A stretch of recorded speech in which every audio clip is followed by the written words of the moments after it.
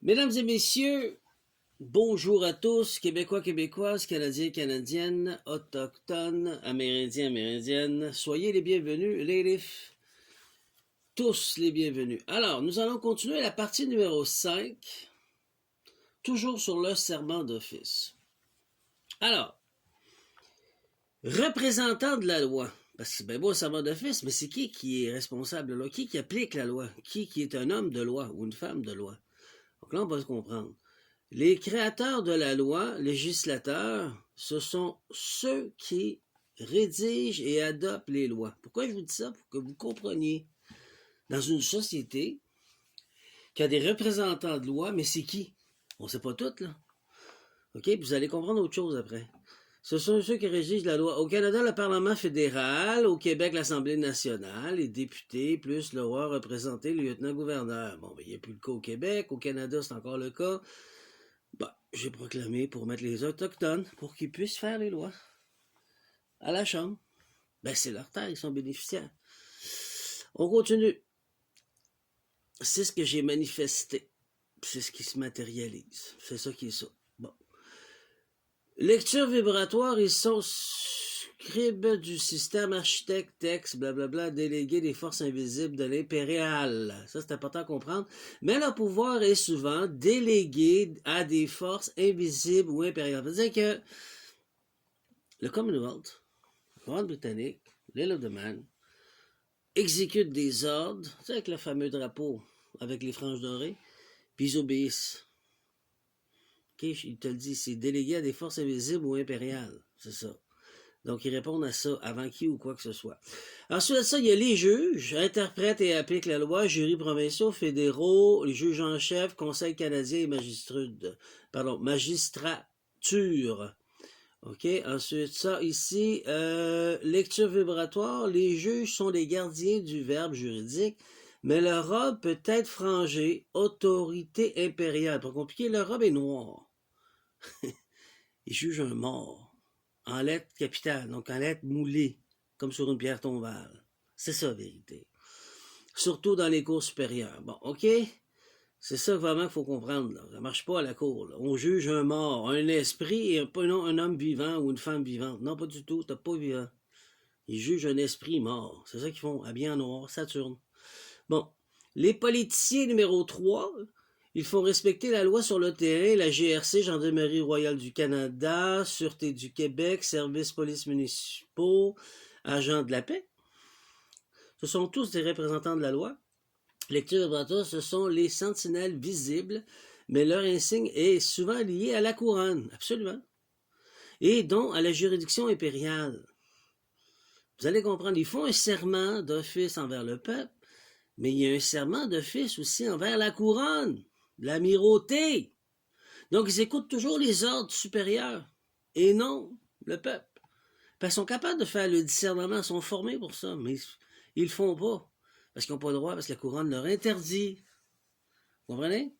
Pas qu'il leur interdit, mais il leur dit pas, t'as pas le droit. Non, ça va à l'encontre de ce qu'ils ont appris, mais ils leur mettent des ordres à faire plus importantes que faire ça. Vous comprenez? Fait que c'est deux poids, deux mesures. Autre représentation de la loi, il y en a d'autres. Procureur représente l'État, la justice et justicière, le huissier de justice, un notaire et un avocat, commissaire de l'éthique aux droits de la personne, etc. Ce sont des agents du seuil, médiateurs entre les textes du peuple, mais parfois captifs d'une sainte codifiée, l'amirauté.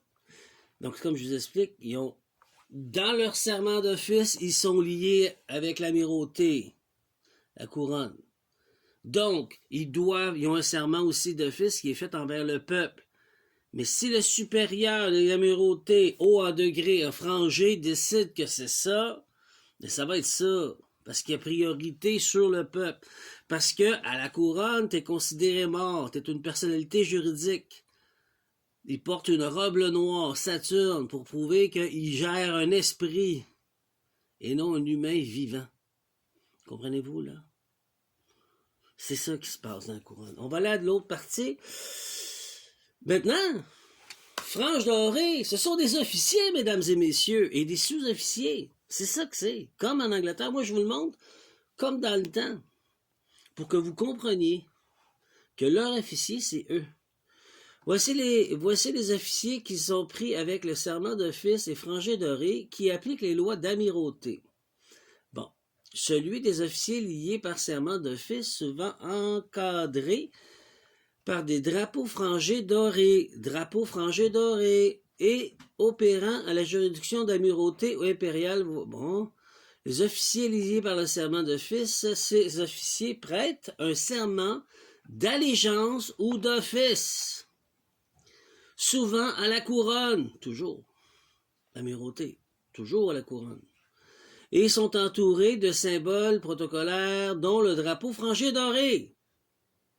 Sont liés à la couronne, non au peuple. Le peuple en deuxième, la couronne 1, c'est ça? Qui agit comme sceau textile, impérial. C'est pour ça qu'on a chicané tout le monde avec tous les incidents qu'on a eus depuis 2000. Je ne vais pas me faire censurer, je fais attention à ce que je dis.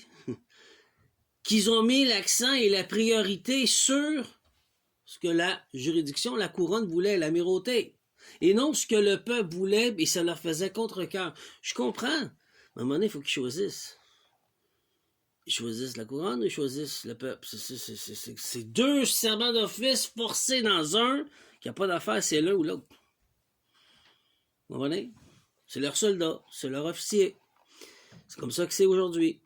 Premier juge, prête serment à la couronne ou l'État, siège souvent dans des salles à drapeaux posés, encadrés, frangés. Applique les droits maritimes, civils et criminels, parfois selon les codes impériaux. Policier, CRC, fédéral, sûreté du corps municipal, serment d'office qui est requis pour exercer. Leurs insignes uniformes sont souvent codifiés par la couronne. Opèrent dans la juridiction territoriale, mais parfois maritime, port-douane. Ils font leur job, mais ils ont deux serments dans un serment. Ils ne servent pas le peuple. Protéger et servir, c'est en deuxième. C'est l'amirauté qui est en un. Occupation dans le pays. On va vous l'expliquer après, avec le frange doré. Officier militaire, membre des forces armées canadiennes, prête serment à la reine ou au roi. Applique le droit militaire souvent lié aux lois d'amirauté. Leurs drapeaux sont frangés, leurs insignes dorés, leur juridiction extraterritoriale. Numéro 4, fonctionnaires et commissaires. Commissaires à l'Assemblée, huissiers, procureurs peuvent recevoir ou prêter serment. Opérer des juridictions administratives, mais souvent encadrées par des symboles impériaux. Lecture vibratoire sur l'amirauté et franges dorées. Les franges dorées sur un drapeau n'est pas simplement décorative dans les lectures sacrées, elle agit comme suit. Un encadrement textile juridique maritime. Un sceau impérial, souvent lié à la loi d'amirauté, qui régit le port et les navires, les contrats commerciaux. Une suspension de loi du vivant.